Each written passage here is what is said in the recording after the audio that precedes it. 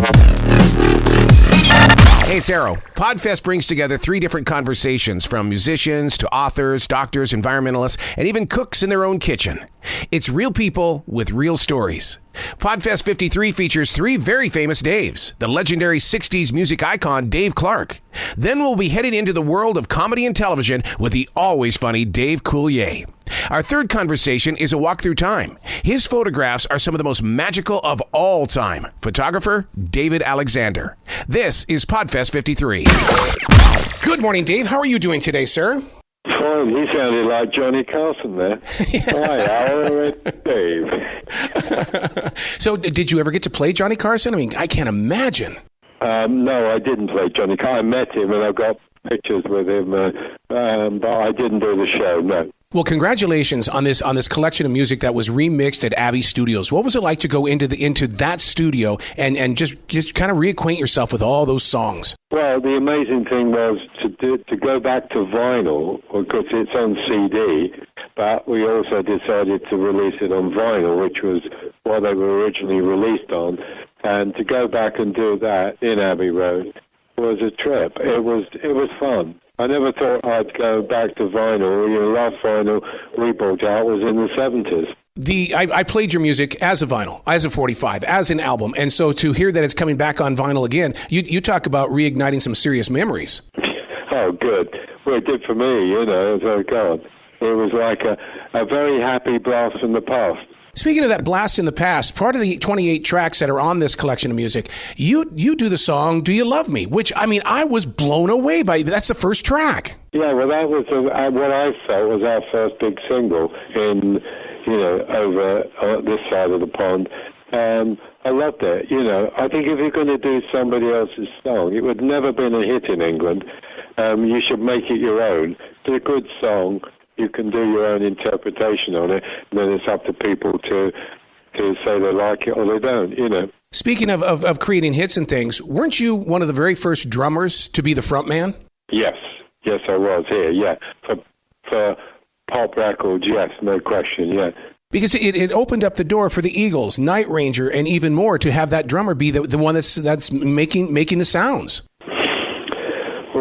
Well, it's just I've always felt that the rhythm section is the most important thing on any art group, and we wanted to make it so it was different. So it was drums up front, more of a stadium sound. That's what we went for. When you put together Glad All Over, what was that moment like in the studio? Did you know that we would all be glad all over, be singing it? No, I think the one I got very excited about was the first one, "Do You Love Me," which you've just spoken about. But no, Glad All Over, we were really happy with it. But it's just hoping that the record company, by then we weren't that well known, would love it. And of course, the rest is history. I mean, the record industry was booming in those days, and we were selling 140 to 160,000 copies a day in the UK, and it had to sell 1.5 million to knock the Beatles off the number 1 spot, and the record went on to sell over 2.5 million copies. It's amazing. Then you realize, wow. That also earned you 18 different times on the Ed Sullivan Show as well. Yes, that was exciting. And I didn't know when we did the Sullivan the first time that the audience was guaranteed 70 million people each Sunday night. And that is phenomenal. It's unbelievable. To release a collection of hits like this, all the hits, does that mean we're going to get to see you out on tour? Will you go back out on the road? No, I wouldn't. When I stopped, and I stopped, and I enjoyed every moment, and I wouldn't have missed it for the world. But if you're going to go out on the road, leave it to all these new, young, exciting artists. Apart from the ones that have never stopped, like Elton and Paul McCartney and that, Rod Stewart, they keep on the road, which is wonderful, but they've never stopped. Your creative energy, I mean, are you still writing music? Are you producing music with other people? Because I know you had that project with Freddie Mercury here. Yes, that did. That came out and this summer just gone, and it did over 30 million streams, which was amazing. You know, if things come up that fire me up, I'll do it, but it's got to be something I feel is a challenge and get the old creative juices going. So now, when you say it's a challenge and stuff like that, when it has, for instance, you had 30 million streams for the Freddie Mercury, you guys sold over 100 million. Are they one and the same when it comes to numbers, or is it your imagination exploring these new platforms? No, I think you've got to go with the times. I mean, when I was bringing out records, you didn't have streaming. When Cream were first bringing out records, you didn't have streaming or any of that. It's just that this is the way the industry is today. Whether one likes it or not, that's the way it's gone. So you have to embellish it and go with it, you know. I think it's good for young people. It's like the Queen movie. Apparently, it's got a whole new audience of 30 and under, which is, years after they had made it. It's a different world today. It's communication. It's like, in our day, and the same with the Beatles and that if you brought out a record in England, they then got to get it out in America and all the other countries around the world. So it all comes out at different times over a period of time. Whereas with streaming, the day it came out, it was around the world all at the same time, which is amazing. It's a different way to promote things. Today it works if you're going out and playing live concerts, because you get the live concerts and then the streaming and all that helps. But in the 60s, we were spoiled because we had both. We had the live concerts, and the biggest audience we ever played to was over 250,000 people in the Philippines. But you had that, and you were selling millions of records. So we were spoiled in that sense. Now people have really got to go out on the road, which I think is good. There's nothing like live shows. So coming from the day and age of analog into the day of digital, like bits and pieces over and over, your snare and your kick sound absolutely amazing with that analog sound. Do you think the new technology of today is taken away from the drum sounds, or are you a big fan of the blended sampling? No, I'm not a big fan of sampling. That's just me personally. I think the danger is making records. I was always... We got a gold cup for being the best live band in England before we made records. The Rock and Roll Hall of Fame did that in their introduction.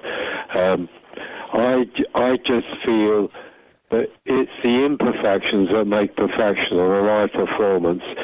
If it's perfect, which you're talking about now, the risk is sometimes it can remain it can become clinical. I think it's the imperfections that make perfection, because life is not perfect. That's what makes it interesting, I think, but that's my opinion. If there was to be a biopic, who plays the part of Dave Clark? Oh, I don't know. I got no idea. Somebody independent will have to pick that. Yeah, because, your story, we're ready to hear your story. We're ready to experience your life up on that big screen. Oh, I don't know. A lot of people have said that, but maybe I'm nothing to hide. It's all an open book. But, who knows? I've learned in life there's not such a thing as never ever. I've got no plans to do that, but who knows? Well, congratulations on this new collection of music on vinyl as well as CD. It really is. It's a trip into the past, but at the same time, I think that for the millennials, it's also an introduction. Cheers, my friend. I appreciate that. You be brilliant today, okay, Dave? Thank you. Well, you did it very interesting. Thank you.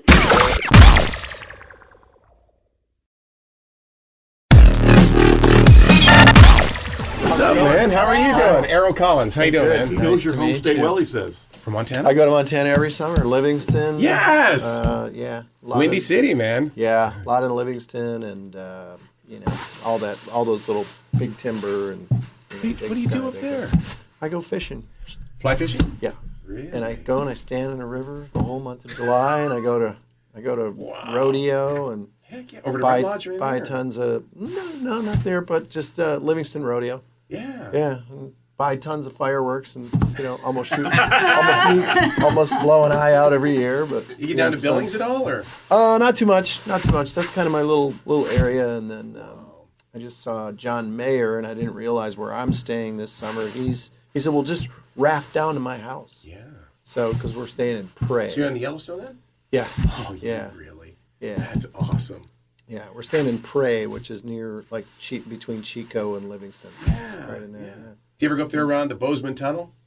No. If you're going toward Bozeman, there's a tunnel there. My grandfather helped build that. Oh, really? And so when they said, "Oh, you can't put a tunnel through these mountains," okay, just watch out. Yeah, I've never been through the tunnel, but I've made that drive from Livingston to Bozeman a zillion times. In Yeah. the old days, it was It's snaky? windy. Oh, it was scary. Yeah. I was like, no, I don't want to go to Bozeman. I'm not going to do it. Yeah. Yeah. But that's where I am. That's where I'm going to be the whole month of July. Yeah. So Wow. So they still do like their crazy days and all that kind of stuff down there? they Open up all do. the shops? Yeah. Yeah. And it's just, they have a little art festival right there in downtown. And I got a couple of buddies that have ranches there. So we all just get together and drink beer and fish and Wow. lie to each other for weeks on end. Now you're from Canada, right? Well, my mom's Canadian. Okay. But I'm from Detroit. Because the Canadians always have come down into Montana. Yeah. I mean, it's like Bret Hart and all those guys would come Yeah. down to Butte and all that stuff. And Yeah. I swear it's because it's got to be the closest thing to that part of Canada, Saskatchewan and stuff. Yeah.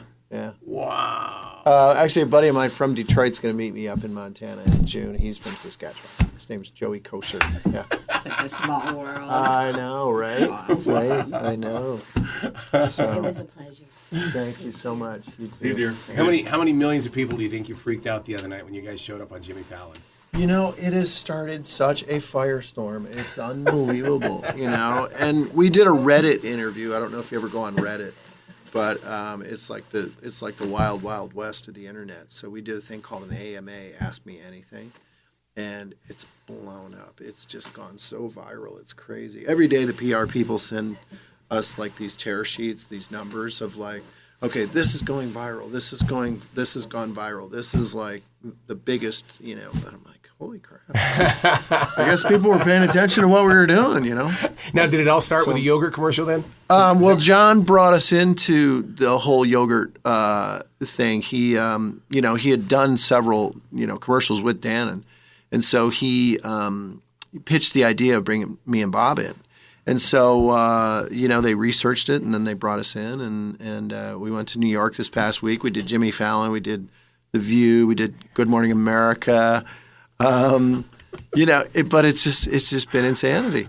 Yeah. It's like being Kiss on concert, man. Yeah, really, without the makeup. Yeah. Do you feel like a rock star out there again, then, or? Well, this Super Bowl campaign, it's so broad in its scope. I mean, it's international. When you realize that over 1 billion people will watch the Super Bowl, it's like 1 billion people are going to see my big fat skull. That's insanity. Yeah. Now, did you have to script out the thing with Fallon? That was very scripted out because you got 4 cameras and you have to shoot it kind of like a Full House scene. Right, So right. so there's cues and so that was very scripted. But we got to change a couple of little things here and there. But I had no idea how much all of his staff. I mean, everybody there was like a huge Full House fan. It was crazy. All right, let's be honest. Yeah. Does he stand a chance on the Tonight Show? I think he's going to do very well. Good. I think he'll do very well. And I think it's because he's more like Leno doesn't do those self-deprecating sketches like Johnny Carson used to do. And one of the things why you love Johnny Carson was he wasn't afraid to put himself in a dress or some crazy outfit or sing a song or something. And Fallon does that. Yeah. And that's what makes comedy more fun, when you can take a pot shot at yourself. I think so, yeah. And don't you, in your own style too, even when you jump into characters and stuff, aren't you taking a shot at yourself? Yeah, of course. This whole Full House image that we have, we just embrace the bad mullets and the stupid-looking sweaters, and and I think because we've embraced our characters in the whole Full House genre, I think it's endeared fans to us even more. That we're not putting down the show or saying, it was a bad outfits and a stupid era. We really embrace it, and we're all very close from the show, which is just great. And so I think that it's hard to fake that chemistry, especially after all these years. So I think people really embrace that. Yeah, especially for the three of you. It's like you guys are a family. Are you that close? Yeah, we are. I was sitting at home. I've told this story a couple of times. I told Mike, I said, I'm sitting at home last week, and John and Bob called me up. They said, "What are you doing? Are you back in town?" I'm like, "Yeah." They're like, "Can we come over?" And I was like, "Okay, I'm sitting here in my pajamas." So they drove over, and we sat in my backyard. I lit a fire in the fire pit, and we sat there acting stupid.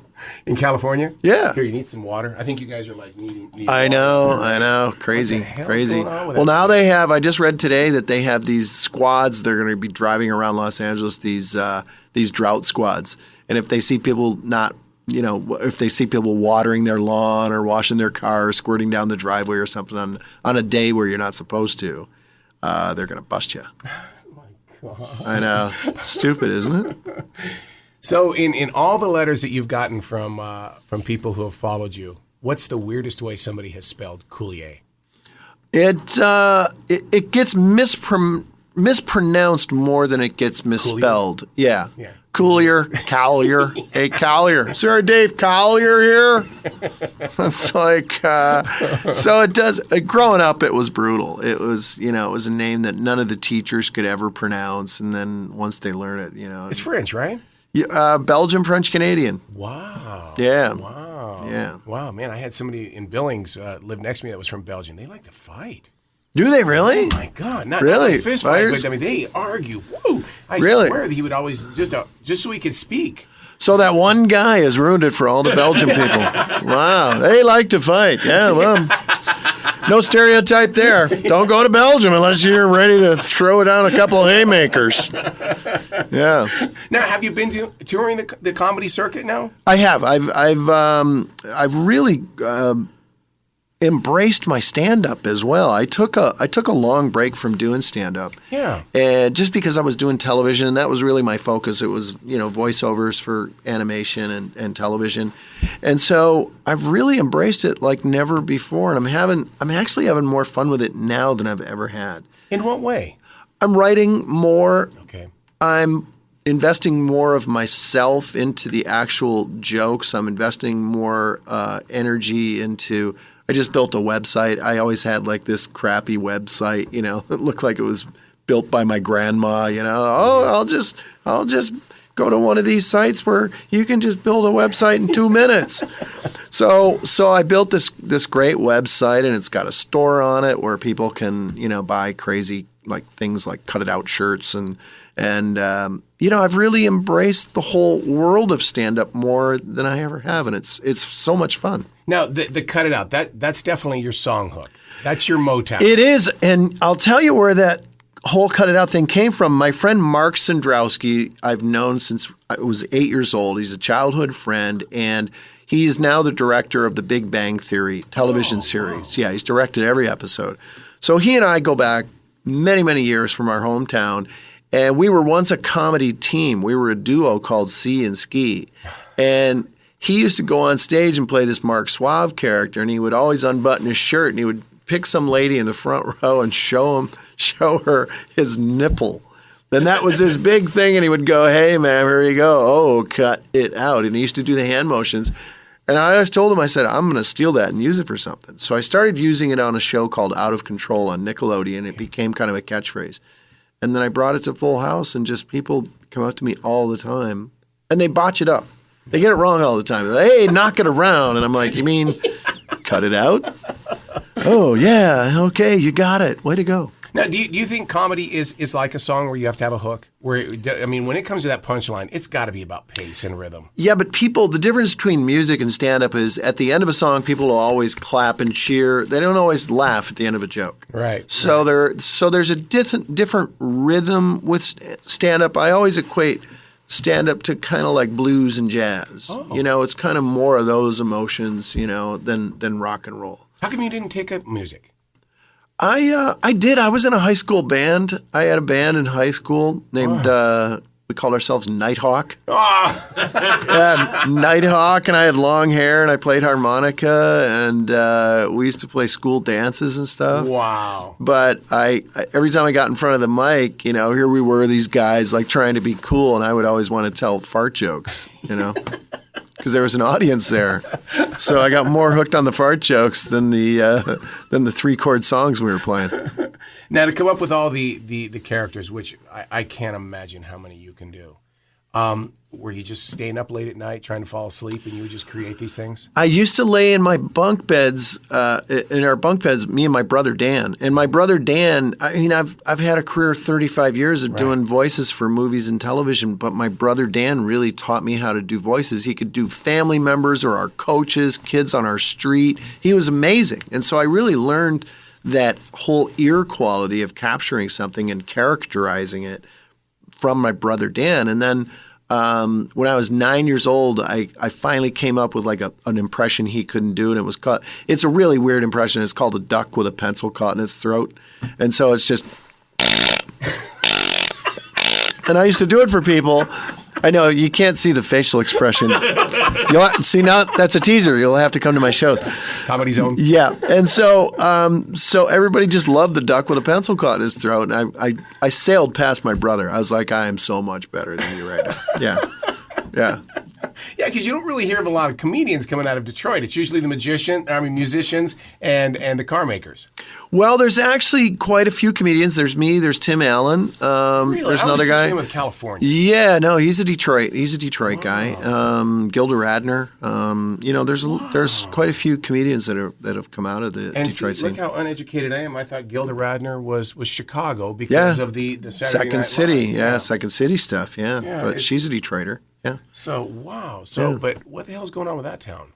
And what are you going to do about it? Well, I'll tell you what's going on with Detroit. For many, many years, there was bad leadership that were basically absconding with all the money that the taxpayers had given the city, and it was going to their own personal means, and there was a point of diminishing returns, and so now they have a real problem. They declared bankruptcy, but zero is a much better working number than negative 18 billion. So I think there's a whole, certainly a psychological revitalization going on with Detroit, but I think that the fiscal responsibility is looming in the background, and I think that people are starting to realize if we're going to become this great city once again, we've really got to invest back into Detroit. But the thing about Detroit is geographically, it's gigantic. Oh, wow. It is something like 100 square miles. It's a huge city. It's spread out.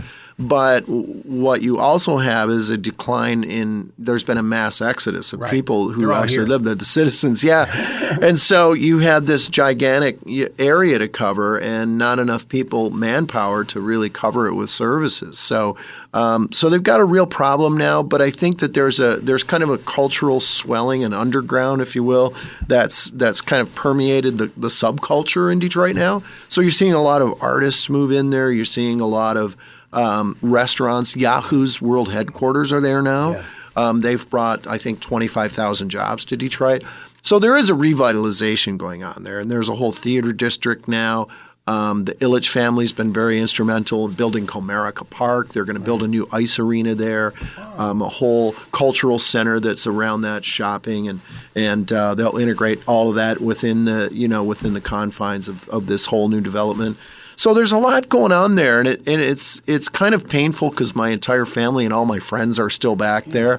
And unless you go and your feet are actually on the ground, you don't know that all that stuff's happening. You're the first person to ever say something positive about Detroit and the changes and stuff. That is, you've just given the vision. Yeah, it's remarkable to travel around the country and hear the Detroit, just the degradation of Detroit, but when you end up on the cover of all the magazines saying, Detroit is a ghost town, it's dead, it's horrible, it's bankrupt, those are all negative buzzwords. But when you're back there on the ground with the people and you're experiencing this revitalization and this groundswell of cultural development, it's really cool to be part of that. If you could walk into Hardcore Pawn, what would you sell? Probably a pair of underpants that I wore on Full House. Do you think the brother and sister would fight over them? No, I'll tell you who would. Those Danish people. They'd fight. They'd fight right away. Oh no, the Belgians. That's right. I got the Danes and the Belgians mixed up there for a second. So when Dave Coulier is not performing, who is he? I like to fly fish in Montana in the summer. I like to play golf. I like to play ice hockey, and I love flying airplanes. I'm a Why aren't you instrument. just a Montanan then? I mean, that's everything that we Well, do. I'll tell you why. Because Montana's really windy. Yes, it is. And it's not good, and there's severe turbulence there, and so it's not a great place to fly, just because of the weather. The weather can be, as you know, it's so volatile and it can change on a dime. I would sit there at the radio station. We'd be on the flats out there outside of Billings, and you could see a storm up there where Livingston and Red Lodge and stuff is, and you could say, okay, it'll be here in 2.5 hours. Right. And you could watch that storm come right across the plains. It was just unbelievable. Yeah, and so, but I bring my golf clubs there, and, if you want to see me in July, I'm standing in a river. So when you go down there around Gardner and all that kind Paradise of stuff? Valley. And then do you ever go around to the Idaho side and go in that side of the park? I have. In fact, I drove home this last time through there, and I'd never gone that way. Right.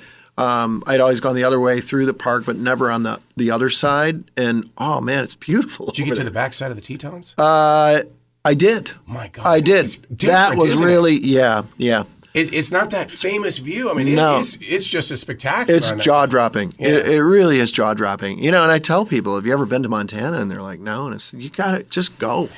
Just go, man. Glacier and, Yellowstone. It's mind boggling. Well, even if you're going through central Montana, it's so flat that, I mean, when David Letterman would say that there's no speed limit out there, really, Yeah. I swear to God, we'd be in a duster and we'd bury the needle. I have no idea why I'm alive today, because you're like, this is how you were in the back. Oh, yeah. Yeah. And you just- As long as it's in a container, it's legal. A little drinking going on in that duster, let me tell you. Yeah. But they're trying to be big city out there, so. In Bozeman. Yeah. Bozeman, yeah. There's a sushi bar in Bozeman. Oh, wow. That's crazy. Yeah, that's crazy. There's probably more. There's more, but the last time I went into Bozeman and it's like, you want to get some sushi? I'm like, really? Okay, let's go try it. And then you're at the sushi bar sitting in a saddle. Yeah. It's kind of a different theme than I'm used to in Los Angeles. Plus, you got all that Ted Turner buffalo meat up there. Yeah. White picket. It's the weirdest thing. You're driving down I-90, and it's white picket fences underneath all those beautiful blue mountains. Yeah. Oh, man. And you just sit there staring at it going, I know I'm not here. Yeah. There's no way. Yeah. It's a place that I fell in love with about 15 years ago, and I've How'd you continued to go discover back. A friend of mine bought Whoopi Goldberg's former ranch and said, have you ever been to Montana? And he said, bring your hockey gear. We'll play some hockey up here, and we'll go fishing. And I'd never been fly fishing before. And so we went up there to play hockey and drink beer and fly fish. And that's what we did. And I just said, man, I'm coming back here every summer. This is amazing. Did you ever play hockey on the river when you were growing up? I just played hockey on Duck Lake. Nice. During the Christmas holiday. It's a different feel, isn't it? It is. And then I played outdoors at Comerica Park, too, in a scrimmage game with the Detroit Red Wings alumni. Do people still treat you like a rock star? That question, I guess that question has a lot of different meanings and answers to it. Pick whatever one you want. It's iHeartRadio. Sometimes they just treat me like a rock, like I'm not there at all, and talk about me. This past week in New York City was me and John Stamos and Bob Saget, and it was Escalade limos all through the city and bodyguards and handlers, and I don't like people fussing over me. I'm not a big. I just don't need a whole lot, Yeah, well, that's why you got Mike now. Yes, absolutely. Yeah, I just don't need a whole lot. I'm not. I'm very simple, and that is such a strange world to me that there's a bodyguard looming over you, or a handler, or you have an assistant, and limos and all that stuff. It's just too much. It's like I'm pretty sure I can get the door. If you could say one thing to Justin Bieber, what would you say to him? Because kid, it's going to be over. So enjoy it now, but not the way you're doing now. I understand he's young and he's going to make some mistakes. We all do, but The way he's making these mistakes is drugs, beating people up, driving fast. It's like if those aren't the telltale signs of you're going to be dead if you don't stop. Yeah. I mean, that's what you want to tell them. It's not you're a jerk, you're a little idiot, this and that. It's like, hey, at some point we all are. You're a kid growing up. But to have that kind of pressure that he has, it's just like, hey, you should really be standing back and enjoying this in a better way because he could. Did you ever feel like you lost it? I mean, when Full House came to an end and stuff, did you ever have that? I always call it the used to be. It's like when we have a radio show and, you had your numbers, you were doing good, and all of a sudden you're not on the air anymore. So people go, oh, you used to be. Did you? Yeah, I never let that bother me because I didn't come from much. My dad was a Chrysler worker, and so any success that I had, I appreciated it so much. And I always knew this isn't going to last forever. So just the fact that I've been doing this for so long and I'm still sitting here with you talking about my life is mind-boggling to me, because I could have very easily been an assembly line worker in Detroit. Mm-hmm. So I feel like the luckiest guy in the world that I'm still able to pick and choose where I want to go and tell my jokes. I can go to New York City and be limoed around. I mean, that stuff's mind-boggling to me. So I've always tried to really enjoy it and never beat myself up when there wasn't an enormous amount of success. Because I didn't beat myself up on the way to getting it. Mm-hmm. So I was like, well, when it goes away, don't beat yourself up on the way down either. Just enjoy it. It's a ride. So there's good parts of the ride and there's bad parts. This past week, I got to tell you, I thought the bit on Fallon was phenomenal. So it'd be the final question. When you broke out in Casey Kasem, dude, I had to rewind that thing 5 times because I was up for American Top 40 in 1987. Really? So impersonating Casey Kasem. So when you went into it, I was like, hello again. I'm Casey Kasem from American Top 40. Yeah. So when you do Casey, are we running out of people that even – no, actually he's on Sirius. I mean, he's on the weekends. But do you feel like you're going – crap, I'm becoming my grandpa, and I don't know if people know who I am anymore, or even like Bullwinkle and stuff. Well, yeah, but it's amazing how many, because of Full House and syndication, people still remember Popeye and Bullwinkle, and it's people who are in their teens and people who are in their early 20s that never saw those cartoons. They only saw me do an impression of them on Full House, but in Jimmy's script, they wanted a DJ voice like I did back in the day. They really wanted to capture that nostalgia and that kind of cheesy corniness that we had back then. And I said, why don't I do a different voice here? And they're like, oh, just do kind of like a Casey Kasem thing. And I was like, okay, cool. I'll do that. Funniest part of the whole night. I'll do that. Funniest. Yeah. Absolutely the funniest. Really I worked with Casey Kasem. My first job was on Scooby-Doo. No way. And I did voices on Scooby-Doo, and Casey Kasem, of course, did the Shaggy character. Oh, my God. So that was my first job in Hollywood. I got work on the cartoon Scooby-Doo doing voices. Now, we have a message for John Stamos. He sat here for 30 minutes, and never once did you jump into the Popeye. Because he always says, somehow, some way. Oh, right. You're going to jump into Popeye. Oh, boy. How embarrassing. Has anybody ever told you there's a very famous hockey player? He's actually the highest scoring left wing in NHL history. His name is Luc Robitaille. Has anybody ever told you that you look like Luc? No. You could be like Luc's younger brother. Wow, because I used to play left wing hockey in Montana. So, did you? Wow, man! But it was on the river, and so we'd play on the river, or we'd play in the parks and stuff. Yeah. And so when we got the Billings Metro, it was like, oh, I don't want to play there, man. You could be a Robitaille relative. Yeah. The Robitussin. I'm the cough syrup. You're the cough syrup. Yeah, and then your nickname just gets shortened to CS. Yeah. Hey, CS. Cough syrup. Come here. Yeah.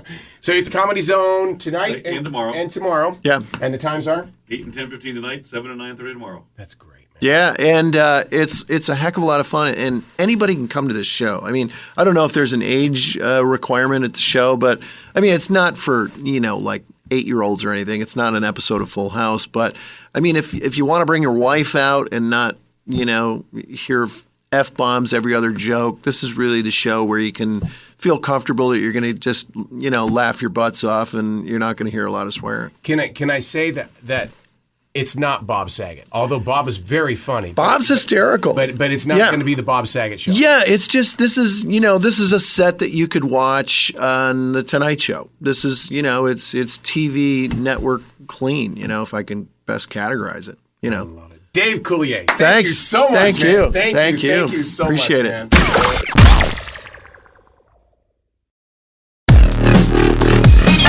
Hello and good morning, David. How are you doing today? I'm good, Arroe. It's good to speak with you. Absolutely. You've always had this amazing way of taking pictures and creating stories in our life. Because you can look at the things that you've done, and all of us, we all have our own personal story. And this book, Pictures of Time, oh my God, you've captured real people. Wow, thank you.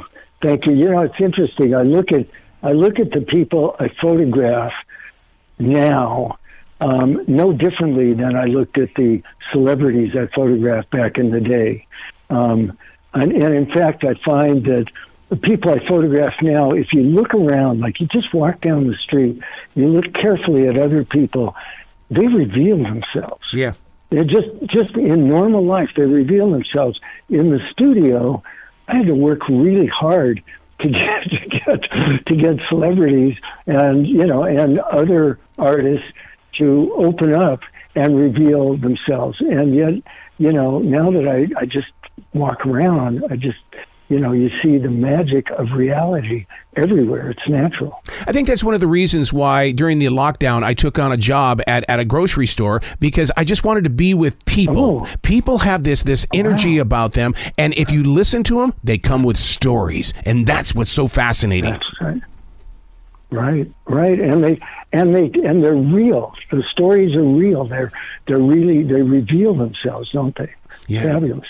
I got to tell you, David, I grew up in Montana raising pigeons, and so to see pigeons inside this book, oh man, you have my child's heart. Right. How about those pigeons in the front of the pairing chapter where they're just staring at each other? Yeah. They're definitely connecting. Yeah. And I love that. Yeah, because they share music together. And I think that, maybe that's the reason why I love that particular picture you're talking about, because in my heart, I can hear them cooing together. Uh-huh. Right. Wow. Well, I'd ask you about your pigeons, but I know that's not what you're Yeah, I do want it. Yeah, go ahead. I was going to say, what's great about this book, David, is the fact that you're capturing a modern world here. This is the way life is right now, and it's like, okay, I'm holding on to this because we don't know what tomorrow's going to bring, and so great picture books like this give us that photograph of where we are right now. Right. That's good. I really appreciate that insight. That's actually really helpful. And I find the ordinary world to be fascinating. And, people photograph things that are extreme. And, and a lot of photographers have made a great living doing that. And, I like looking at the life that we see every day and seeing the magic in that. And that's really a big part of what Pictures of Time is about. And by the way, the picturesoftime.com is a website where the entire book is viewable on the picturesoftime.com website. It's also possible to order books. Their book comes in two sizes. There's a 8.5-inch square size and a 12-inch square size. I was going to say, I like the 12-inch side here, man, because this is authentic. I mean, when it's resting in my hands and I'm going from picture to picture, I mean, this is a photo album is what it is. Right. Well, thank you. I appreciate that. That's great. I really appreciate that you got into the work. That's the point of it. The point is, it's a book, I think, to be sort of lived with and absorbed and, taken quietly. And I think of it as slow food I hope that other people get into it the same way. Is it a revisiting of time in the way of, this is what the size of my family album was? And or if you went over to somebody's house when you were younger, and you saw a family album, what did you do? You picked it up and you started going through the pictures. You didn't have to know everybody. You want to look at pictures. Right. It's funny you'd say that. I always thought that people's family albums were the best photographs. Yeah. There I was out there making commercial photographs that were, all over the world. But I loved looking at people's albums, and, everybody's got their guard down pretty much, and they just themselves, which I always found wonderful. You do something very interesting inside this book, David, that I'm so grateful that you do it. I live in this forest in South Charlotte, North Carolina, and I've created a podcast called The Stories from the Forest. And the thing is that you showcase trees in a moment where most people would see them as dead, but you gave them beauty and life. Oh, thank you. Thank you. Everything I see, I think, is just a matter of photographing, of making a picture that will communicate the feeling I have to others. And some of the trees in there had just been burned in a terrible fire we had here in Southern Oregon a few years ago. But it seemed like there was so much life that was expressed even in the burned trees that it just fascinated me. Yeah, because there's a story there. Let me ask you a question about the ordinary world that you were talking about a little bit earlier. In an ordinary world, does time still move as quickly as we think it does? That's a good question. Time for me, the way I define time, and so time is the subject that I photograph. Mm-hmm. And that's why it doesn't matter to me if it's people or trees or flowers or weeds or pigeons. And I define time as how life is put together, how life works. That's what I photograph. So the actual subject in front of me doesn't really matter because time is there in everything. So does time move more quickly or slowly? I can't say that. Einstein talked about that, but I just look at, and time is everywhere to be seen. We don't think of time as something you can see, but it is there, and that's what this book. I think I don't know anybody else who would claim that the subject they photograph is time, but it's there to be seen, and it takes you out of the moment into a deeper level of seeing how the world works, what the world's about, I think. So many people are going to pick up this book, and I think what they're going to do is they're going to take different kinds of pictures with their smartphones, since that seems to be their only outlet these days. They're going to start taking photographs like what you've got, where you just capture that time. Right. Well, that's great. I really, and that would make me very happy to know that the book motivates people to see a little bit differently and to think differently when they pick up their cameras. And man, is that true? My partner and I just had a trip to Alaska, and everywhere we went, you saw people just automatically lifting up their cameras, taking pictures everywhere. And it's just so, and there are so many pictures being taken, and, to share different ideas in pictures. It's fabulous. It's really exciting. In Native American spirituality, they speak a lot about the silent wolf. And the silent wolf is the one that gets beneath the trees and can sit there and look at life and capture it and then bring it back out to the people. Do you see yourself as being a silent wolf in the everyday world? Wow. That's too big. That's too big of a thought to me consider. But it is true that, this work reaches the quietest parts of me. That when I'm out, this is something I haven't really said before. When I'm out photographing, there are moments where I know the world just opens up. It's like the scene in reality opens and I can see to a deeper level. And that's what I photograph. And it doesn't happen all the time, but it happens most of the time. And it's my inner self, my quiet inner self is going, wow. Yeah. This is amazing. And it's totally private and personal. I never go out to photograph with anybody else. I'm always by myself. And so, I don't know about the quiet wolf, but that's how it works for me. How do you deal with those moments when you see something right there in front of you, but that lens is only giving you so much? And it's like, it's so unfair to the creative mind that you can see all of this, but you're only going to get this. Good question.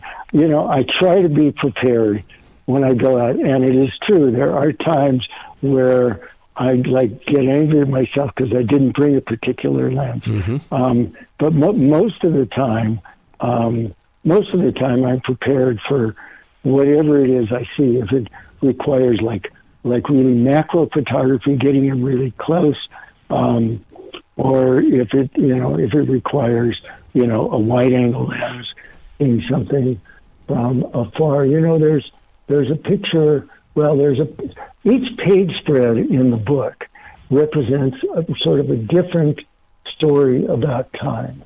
And on pages 82 and 83 of the rhythm chapter, there's a picture of the sky on the left, and on the right, there's a picture of a woman's eye. Mm-hmm. And so for that, I was really close up, really right in on her eye.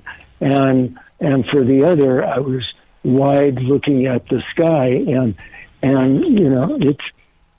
it's fascinating to me to see the connection between something so close up and human and, the sky and clouds. And so I'm reading down that there's a curve opening in the cloud in the sky.